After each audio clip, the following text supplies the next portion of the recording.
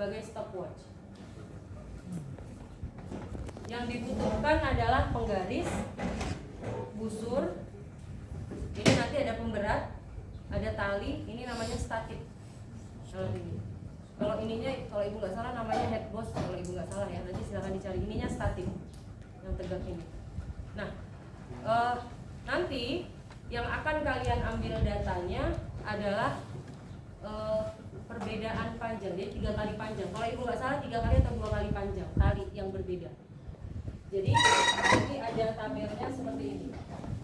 Misalkan panjang tali yang pertama adalah anggaplah 30 cm. Nanti kalian buat datanya. Ini nomor. Ini percobaan pertama, percobaan kedua, percobaan ketiga. Ini banyak getaran N-nya. Ambil tiap 10 getaran nanti ini waktunya dalam second. Berarti nanti di sini adalah periodenya. Rumusnya adalah T per N. Ini yang kalian hitung yang pertama. Lakukan buat L yang kedua. Misalkan L-nya yang kedua 40 semisal ya. Itu nanti ada di laporan yang kalian terima. Jadi di cara kerja itu nanti sudah jelas. Kalian harus membuat panjangnya berapa dan berapa kali. Misalkan 40 cm, misal 2 saja deh. Misalkan 30 dengan 40. Sama. Ini nomor percobaan pertama, percobaan kedua, percobaan ketiga. Ini banyak getarannya per 10 saja. Supaya gampang ya. Kita 7 per 10. Ini T-nya nanti butuh waktu berapa sekon dan kalian hitung periodenya. Nanti T-nya didapat dari stopwatch. Jadi T-nya dalam sekon. Yang rumusnya adalah T per N. Nah, caranya bagaimana? Maka kalau seandainya tadi variasi panjangnya adalah 30 dan 40, berarti ini kan nanti tali ini kemungkinan besar nggak ada, kalian yang rangkai sendiri kan. Maka kalian buat tali sepanjang misalkan 50, jangan 40 ya. Kalian buat tali diikat sepanjang 50. Misalkan kalian butuh 40 kan tinggal digulung nanti. Bisa paham ya? 40 digulung sampai nanti kalian ukur panjangnya menjadi 40, tinggal diukur dari sini. Nanti ada penggaris untuk mengukur. Ini terlalu besar ya. Nah, sudah 40 belum? Kalau masih lebih panjang digulung lagi. Kalau kurang panjang putar balik gitu kan? Bisa paham? Pokoknya pastikan 40. Nanti di gantung pemberat, ini pemberatnya. Kalau ini namanya pemberat berkait. Tapi biasanya bandul, cuma bandulnya belum ketemu. Mungkin nanti pemberatnya adalah bandul. Nah, ini adalah posisi awal ketika dia tidak diganggu. Berarti posisi simpangannya adalah 0, kan? Nanti tinggal kalian tarik, kalian lepas, nanti dia akan bergerak harmonik. Lihat di teorinya, syarat bergerak harmonik simpangannya tidak boleh terlalu besar. Kalau ibu nggak salah paling besar kurang dari 10 derajat. Kalau simpanganmu di sini sudah lebih dari 10 derajat, maka datamu salah. Paham? Makanya di sini ada busur. Berarti caranya bagaimana? Anggap saja 90-nya ini titik nolnya. Berarti kalau semisal batasnya adalah 10 derajat, berarti kan boleh ke 80 sini atau boleh ke 100 sini kan? Jadi tinggal kalian diamkan dulu. Ini nanti di sini stopwatch-nya sudah siap gitu ya. Nah, ini kalian pasang dulu misalkan di 0, berhentinya di sini. Misalkan 90-nya harus ada di sini. Berarti 10-nya itu di mana? Misalkan di sini ya. Jadi sudah pastikan 10, kalian tarik di sini. Ini nanti misalkan stopwatch-nya di sini, kalian lepas, tinggal kalian hitung. Nanti kan dia akan mengayun nih. Satu getaran itu adalah satu gerakan bolak-balik penuh. Jadi kalau dari sini ke sini lagi itu namanya satu getaran. Nah, kan yang diambil berapa getaran? Per 10 getaran kan? Berarti tadi kan begitu kalian lepas stopwatch nyala ya. Nanti per 10 getaran. 1, 2, nanti sampai 10 berapa waktunya? Masukkan ke sana. Paham? Ulangi lagi nanti. 10 lagi misalkan. Berapa? Sampai data ketiga kan? Paham nih? Berarti kan nanti semisal ibu ambil angka mudah nih. Semisal 10 getaran yang pertama, kalian butuh waktu misalkan 5 sekon misalkan ya.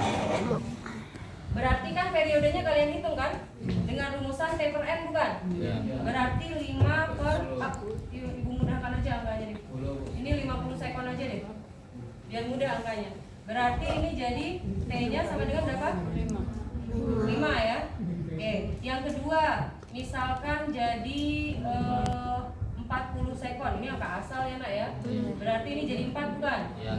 Yang ke sini misalkan 50 lagi ternyata, ini jadi 5 bukan? Ya. Kan periodenya ada 3 kan? Padahal cuma boleh ada 1 kan? Maka mana yang kalian ambil? Apa yang kalian harus ambil? Periodenya? Rata. Berarti periodenya sama dengan periode 1 ditambah periode 2 ditambah periode 3 dibagi 3. Itu adalah periode. Bisa paham? Nanti lakukan lagi buat yang 40. Sama persis nah. Nah, yang dicari adalah G bukan? Berarti nanti setelah tabel hasil pengamatan masukkan lagi rumus G, bahwa G sama dengan 2pi kuadrat dikali L dibagi T kuadrat. Misalkan T-nya ini kan 5 tambah 5, 10, 14. Ini 14 per 3 ya. 14 bagi 3 itu kan kita cuma ambil 2 angka di belakang koma. 4,67 ya. Oke. Berarti tinggal kalian masukkan 2 kali 3,14. Atau gini deh, 2 dikuadratkan 4 kan? Dikali 3,14 kuadrat 9,8 kan? Nanti dihitung pakai kalkulator. 3,14 tahu ibu kalau dikuadratkan 9,8. Dikali L-nya. L-nya misalkan di sini 30, tapi kan dalam senti berarti 0,3 kan? Dibagi T-nya tadi berapa? 4,67. Tapi ini harus dikuadratkan. Nanti kalian hitung. Enggak boleh pakai kalkulator. Ya Allah Bu, bagaimana?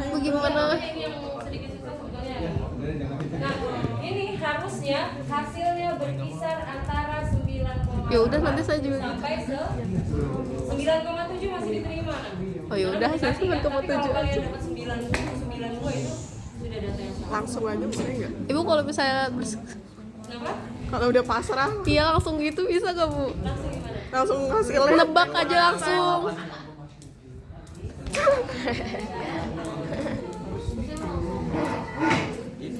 Angkanya terlalu susah Bu. Iya Ibu. Terus pengerjaannya juga susah karena harus pakai kalkulator, pakai stopwatch. Iya. Kenapa?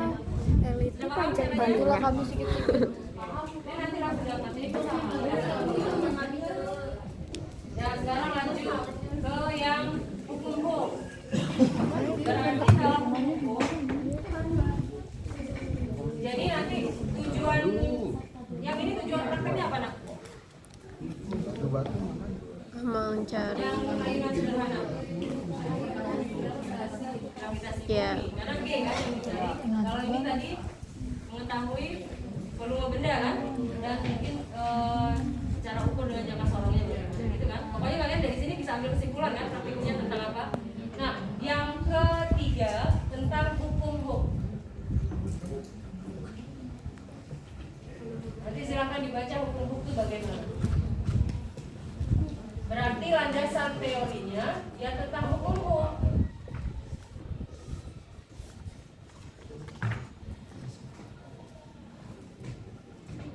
Hukum Hooke itu kan rumusannya bahwa konstanta pegas itu sama dengan sebanding dengan gaya beratnya dibagi dengan delta X-nya. Intinya harus ada rumus ini keluar nanti di hukum Hooke. Jadi harus masuk ke dalam landasan teori. Bisa dipahami? Oke. Alat dan bahannya tinggal kalian lihat, ada statif, ada pegas, ada beban bercelah ya kalau itu nggak salah. Kalau itu berkait, ini bercelah.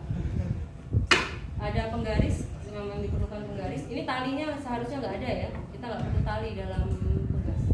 Nah, yang akan dicari nanti adalah nilai K-nya dengan variasi kalau ibu nggak salah 3 massa yang berbeda, massa bendanya yang berbeda. Jadi nanti di sini tabelnya sudah akan dibuatkan. Kalian tinggal mengisi saja. Berarti di sini nanti ini misalkan nomor di sini panjang awalnya atau panjang awalnya kadang di sini ada ya, ditulis ya.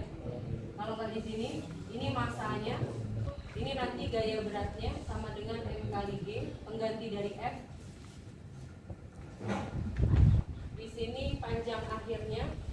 sini pertambahan panjangnya, dan di sini baru nilai K-nya yang sama dengan F per delta X.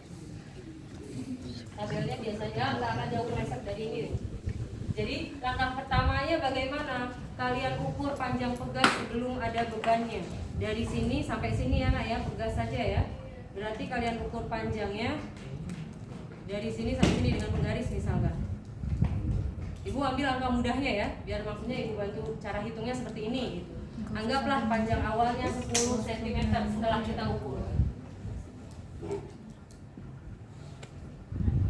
Ini kalau kalian mau langsung satuan SI, boleh kalian ganti menjadi meter. Tapi kalau kalian mau satuan awal dulu, karena kan penggaris itu cm, ya sudah cm dulu nggak apa-apa, tapi jangan lupa nanti diganti di perhitungan. Berarti 10 cm. Nah, maka langkah pertama kita menggantungkan bebannya sekarang. Ini bebannya nanti ada tulisannya nak. Ini 50 gram. Berarti beban ini masanya adalah 50 gram. Ini juga ada tulisannya. Pokoknya tinggal teliti. Ini juga 50 gram ini tulisannya. Jadi per ini 50 gram. Ini juga 50 gram. Pasti ada tulisannya. Jadi hati-hati ya. Kadang yang dikasih bukan yang ini, yang lain lagi. Tapi pasti ada tulisannya. Ada yang 20 gram, ada yang 30 gram. Diteliti lagi. Bisa paham? Oke. Langkah pertama ya 50 gram dulu saja. Kita cantelkan di sini. Jadi masanya adalah 50 gram. Dalam gram. Sementara harus dalam kilo kan?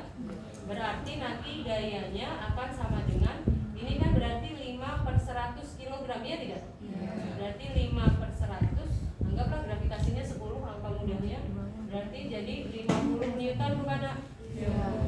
Tinggal kita ukur panjangnya. Nah, ini diberhentikan aja karena kita nggak mengukur periodenya, kita cuma mau mengukur panjang akhirnya.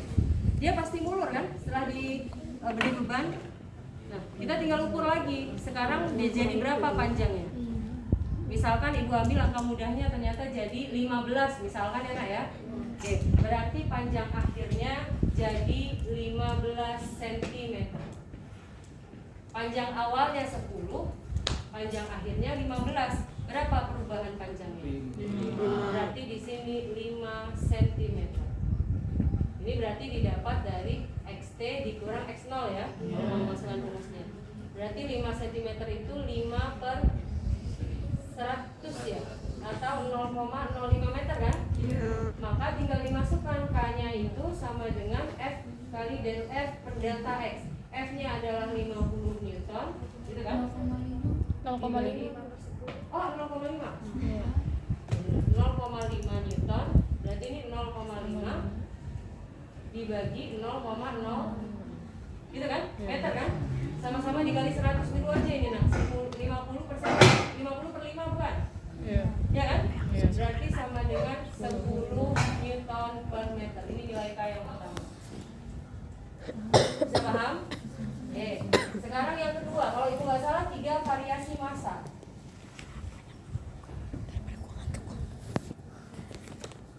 Nah, yang kedua langkahnya sama. Berarti ini ibu ambil. Karena ini pegas yang sama, berarti kemungkinan panjang awalnya juga sama. Atau kalau mau lebih memastikan silahkan diukur lagi boleh.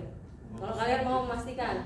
Kalau nggak mau masukkan saja 10 cm karena tadi panjang awalnya 10 cm. Ya, kalau mau teliti seharusnya dimasukkan ya nak ya. Oke, anggaplah 10 cm karena tadi sudah dapat 10 cm. Kan masih pegas yang sama kan? Selama dia masih dalam batas elastisitas dia pasti kembali ke normal kan? Dan kayaknya massa ini masih jauh di bawah elastisitasnya dia. Jadi maksudnya pasti dia balik lagi ke normal. Kecuali kalau massanya sudah besar, sampai kalau karet itu melar ya dia nggak balik lagi ke normal. Oke, tinggal ditambahkan satu lagi. Sini kan? Ini 50, ini 50 berapa? 100. Berarti sekarang massanya 100 gram. Maka jadi 0,1 kilogram gitu kan? Berarti gaya beratnya sama dengan 0,1 kali 10. Jadi 1 Newton bukan? Nah, tinggal kita ukur lagi panjangnya dengan cara yang sama. Nah, ini sampai berhenti dulu. Jadi kita berhentikan. Kan misalkan dia sudah berhenti ya, misalkan. Nah, kalian ukur lagi panjangnya sini. Bisa paham? Anggaplah misalkan panjangnya sekarang 25 misalkan. Berarti di sini menjadi 25 cm. Awalnya 10 menjadi 25, berarti ini jadi 15 ya. 15 cm berarti jadi 0,15. Dengan rumusan yang sama, 1/0,15 berarti sama aja dengan 100/15. Berapa nih nanti hasilnya? Sekitar 6, ya? 6, sekian gitu kan? Nanti masukkan lagi 1 sini. Yang terakhir masanya kan ini 50 lagi, berarti 150 bukan? Berarti nanti kalau ini anggaplah saja panjangnya tetap 10 karena pegas yang sama. Ini 150, nanti W-nya berapa? Ini berapa? Dapat lagi kan? Berarti nilai konstanta pegas yang kita ambil, karena kan ini aja udah beda kan? Maka konstanta pegas yang kita ambil berapa? Yang mana? Rata-rata lagi. Berarti K-nya sama dengan K1 tambah K2 tambah K3. Kalau 3 data ya berarti dibagi 3. Itu konstanta pegas. Biasanya nanti diminta untuk membuat grafik antara F dengan delta F. Ini misalkan dalam sentimeter, ini dalam Newton misalkan ya. Jadi sini aja F-nya 0,5 misalkan. F-nya 0,5, delta X-nya berapa? 5. Misalkan di sini 5. Ini satu titik pertama. Ini K pertama gitu kan? Terus ini K kedua di titik kedua, ini K ketiga di titik ketiga. Harusnya dia lurus, harusnya. Karena ini kan perbandingan lurus kan? Ini ya kan? Jadi kalau yang mendapat, kadang ada yang dapat kurva begini nih. Nah ini udah pertanyaan. Kalau dia sudah membentuk kurva, berarti sifatnya sudah tidak elastis, sudah di luar batas elastisitasnya dia. Karena kalau menurut hukum itu hanya berlaku untuk beban yang masih berada di dalam elastisitas pegasnya. Kalau beban yang kita berikan terlalu besar, ibaratnya kalau karet kita tariknya terlalu besar, yang kalau kita lepas dia melar, itu hukum sudah nggak berlaku, nah sudah beda lagi hukumnya. Bisa dipahami ya? Itu biasanya buat grafik. Nah, yang ketiga tentang titik berat. Ini nanti Ibu selesaikan dulu. Setelah Ibu selesai, kalian boleh lihat-lihat. Cuma ya gantian mungkin pakainya ya, karena satu judul cuma ada satu alat. Ini tadi K-nya sama dengan K1 tambah K2 tambah K3 dibagi 3 atau K rata-rata gitu kan. Nah, yang keempat tentang titik berat. Titik berat ini berarti landasan teorinya ya tentang titik berat. Kan itu ntar kita mau ke sana. Mana? Nanti iya. pada Matiin aja titik ya? berat itu di laporannya kalian akan mencari titik berat suatu bangun yang bangun gabungan tapi yang masih bisa dihitung luasnya. Jadi kalian nanti diminta membuat 2 bangun gabungan. Nanti tuh di yang dapat titik berat ya.